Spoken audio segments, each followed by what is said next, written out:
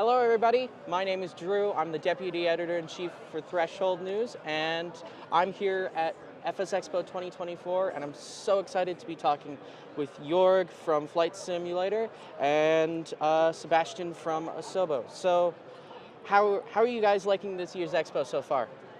I think it's great. It's very hot. It's hot. We're in Las Vegas, people. 111 degrees or something. But the expo is great. Lots of positive vibes, like always, and it's people who come together because they love simming, and I love it.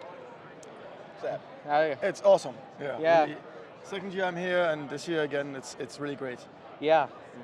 Okay, so I'll just start with the thing that's on everybody's minds, which is Flight Sim 2024. So, kind of, like it focuses a lot on the career aspect, right? And so, why did you decide to put that much of a focus on it? I would say the trailers focus a lot on the career because it's totally new, and we need to explain what's new in a product. But it is essentially everything that you hopefully love and cherish in Flight Sim 2020 is in Flight Sim 2024, plus more. And a lot of the more is focused on what we call authentic aviation activities. And why did we do that? Because we asked the audience what they were looking for. So we did a poll, and in the poll it was very clear that every audience wanted the same, more things to do. So we said, we're not a game, of course, we're a sim. And so let's embrace what people do in the real world with airplanes. So that's what we're offering. Yeah. Okay, so this question is more directed towards the technical side, so I think Sebastian might be able to answer this question better. So, like in your presentation yesterday, you detailed lots of the graphical enhancements, like ray traced shadows, 3D ground mesh. So, how has that impacted performance with the new sim, and how do you mitigate the impact that it has? Yeah, so we spend actually a lot of energy on optimization. Adding a new feature is really only a small step in the development process, and most of the time is spent on optimizing memory impact and GPU or CPU impact, and distributing the work over the different CPUs, or basically making everything parallel. So what we're aiming for is actually having better detail, better simulation, better performance, better accuracy, but in the end have a better performance than before with all that, because we basically spend so much time on optimization. Okay, yeah. So following back on the presentation as well, so you teased the 737 MAX. So a question that's been asked around the community, is that a fully internal thing within Asobo, or is it a collaboration with another developer such as maybe perhaps PMDG? No, so that's our biggest airplane project so far at Asobo, and it's a big team. We've been working at it for a long time, and really focused on detail and system depth. So that's one of the upcoming Asobo planes. As a platform maker, so Asobo, when we shipped 2020, Asobo was the only company that could make airplanes, because we didn't have the SDK out early, we didn't really know anybody, but they didn't have time to really go in depth. Now with 2024, the systems from the base sim are much more in depth, and it's great for the team to actually have something to test these systems with. So we picked the plane, and we obviously have a great relationship with Boeing, so we picked the 737. And Asobo had a big team on it. That's fundamentally, they could finally focus, make one plane just great. All right, so I have a couple of community submitted questions. So I think this is more oriented towards Seb here. So one of the questions our users have submitted, so will Flight Sim 24 simulate inertia? In 2020 simulates inertia, so what would be different? All right, that's a fair point. That's a fair point. All right. Okay, so yes. So moving on, so you've also announced that new flight planning tool with the charts, and so what kind of charts will be provided with, and will you keep the nav data updated as well? And is it a partnered project with Navigraph, or is it a completely independent project? Yeah, so basically we felt that we have a lot of responsibility to bring flight simming to everyone, and this, it's a graduating process. You start with a GA plane, and then you work yourself up through IFR, and you end up with airliners. And once you're there, then you really need to see charts and navigation. And we didn't do that in 2020 for a variety of reasons. One of them was time. And so we decided, in order to be the sim that we want to be, it needs to be part of the base sim. And Navigraph, I think, is a great service. It's just a pay-work service, and we don't want that. So we said we're going to make this free for simmers. And I asked Working Title to take this on. And they embraced it, because they're all, Working Title are all out of the community, core simmers. They really wanted it. And we have a data provider. We'll announce this soon, who the data provider is. But it should be a great entry point. All right. Okay, so I know you guys have mentioned, so this is another community submitted question. So Cirrus clouds have been added. Are there any other improvements specifically to the cloud tech in FS24? I would say even bigger than Cirrus. So we have Cirrus now, which you can, which don't have to be at a specific height or whatever, they're controllable. But the even bigger improvement is the way the clouds are lit, which has been improved significantly. So in 2020, so especially when the sun is low, right, the sun rays will go through the atmosphere more or less. And in 2020 it was all the same lighting, and so everything was either yellow or white or red. And now, so when the clouds are higher, right, they may just see the sun, like when you're in an airplane, right? When you're in an airplane flying and you see the sunset, sometimes you just still completely see the sun, but below you it's in the shadows already. Yeah. For the sun, for the clouds, it's the same. And you get all the different layers from in the shadows close to the ground, which can be dark blue, and then it would go through red, yellow, and at the top it can still be completely white, because they directly see the sun. So this is now fully simulated, and it really adds a lot of realism to how the clouds are visualized and what they look like, how they feel. All right, thank you so much. For another community submitted question, so We have a lot of those. yeah, we have a thriving community.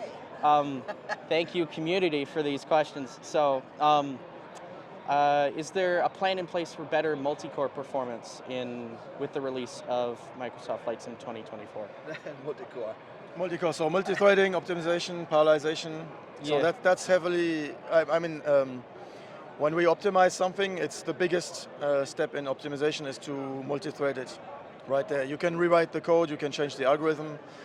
Sometimes we can write a little bit of a native assembly code, right, for vectors, for example. But the biggest step usually is making it parallel, because then you can, for example, if you need to calculate the CFD, for example. The CFD used to be single core and blocking. So it's on the main thread, it works, and we need to wait for it to be finished. And now it's been multi-threaded, but so parallelized. So we send the work, and we don't need to wait. And when the work is finished, then we get it and we use it. So it's not blocking at all, and it fully uses multi-core, obviously, to accelerate. Yeah. All right. So I know quite. I think because I heard it in the expo a few times. As people said, Flight Sim 2020 was single core, single thread. We should really clean this up. If you just want to speak to it a little bit. So the number of threads is completely dynamic. At least we have a minimum of over 20 threads at all time, but it can go up to a few hundreds. So it's already using that a lot. But the work we need to do is take stuff off the main thread and move it into another thread, right? So for example, the CFD used to be main thread. Now it's on another thread. Okay. We did the same for the whole aerodynamic simulation, and more systems are moved off. We already have, as I said, at least 20 threads. It's just work needs to be moved over more and more, and we're doing that a lot on 2024. All right. But it was I think it was a great misunderstanding that people thought Flight Sim 2020 is somehow single-threaded, single-core. Yeah. That was never the case. No. All right. So I know a lot of developers in the community have been wondering this. So are there any plans to open up specific APIs like the camera or weather for developers? So we're looking at both. So we basically said, I talked to Edson just a little while ago about Chaseplane. I mean, so Chaseplane, I have nothing against Chaseplane being in the marketplace, why not? About the APIs for weather, there is something we talked about before. We need to talk to our weather provider. Specifically if people are trying to get the weather out of the system and to use it somewhere else, because we don't own the weather, we license the weather, right? Ah. So that's basically it. But I wrote the gentleman an email, and we're going to have a conversation with them. How sensitive are they actually to this? Because we're just trying to be good partners, right? Like, as I said, you license something, you can't just give it away to other people, right? So, but maybe, hopefully, we come to a positive conclusion, and I'm more than happy to share, right? If so, Jorg, I know you said yesterday that the sky is not the limit, and you said it had some meaning behind it. What did you mean when you said that? Oh, you know, sometimes we say the sky is calling, the sky's not the limit. I think there's lots of things we can do. Lots of people have asked us to do all kinds of things. And I think we should just, I wanted to acknowledge that. We had lots of things on that banner. But in the end I said, you know what, we should just go acknowledge that. Like some people said, hey, can you do some people wanted the space shuttle, or some people wanted to go do something else. Like there's all kinds of things people want. And I think it's just an acknowledgement this digital twin that we have has lots of things that we could be doing. For now, we always said we are very focused on flight simming, we need to be, and we will continue to be. But there's other things one could do, and we are hearing you, is basically what that means. All right, so finally, like what do you see as kind of the future of the Microsoft Flight Sim franchise, and like what kinds of technology or like features, or what would you want to see in kind of a future sim release? I mean, my personal prediction is that we are, and I'm not a dev, I say that as a non-dev. I think AI is going to change a lot of things that we can't foresee yet. And I work for Microsoft, and it is transforming our company and what can be done. And I am certain, like we have these new NPUs and things like that, it'll be more personal. I'm quite sure that that's true. I think it's going to be, the complexity level will go way up. Machine learning, which we're currently doing for the planet mostly, it'll go into other places. And I think we are, in my mind, I've been making computer games for 30 years, so did Seb. I think we're about to see the biggest switch in what's possible. And I think it's exciting, honestly. This is the most excited I've been in a long time about technology. But we don't know where it's going. So we just need to keep our eyes and ears open and go for it. All right. Do you have any opinion on that question? Maybe your point. Yeah, since you're more of on the development side. I mean, on a day-to-day basis, I really see the amount of AI being used just growing. It gets even more and more and more. As we said yesterday, the fields, the crop fields are now found by AI and generated by AI, stones, rocks, vegetation. It's just more and more and more, and it's very efficient. It can do things that we couldn't do. We couldn't just go over the whole planet and somehow find all the crop fields, right? It's humanly impossible, and it opens new doors, and it's just all the time. Every month there's a new idea, something new on AI. Every month. Yeah. I'm always guilty with new ideas. But for example, when FlightSim 2020 was made, I spent a month in the air flying over South America, because I've never been to South America. I was like super curious. And now I'm sitting there like, South America looks much better, but I'm looking for something else. I actually want to learn about South America. So there's sort of a high concept we call learnable Earth. And in my mind, when I think about sort of designer brain, I want to look out of the window and look at a river and say, what's that? And it just tells me. Or I get information and I get contextualization. That's cool. I want to see the world, I want to appreciate it. AI can help us. There's no way to put little points down and write little text. But you can do this with AI. So those types of things will happen. They're already happening elsewhere, so I think we're going to bring a lot of new tech in. Yeah, well, thank you so much for talking with me today. It was a pleasure. Thank you. It was great. Good interview. Yeah. Thank you. Thank you. Good Thank interview. you. Thank you. Bye, y'all.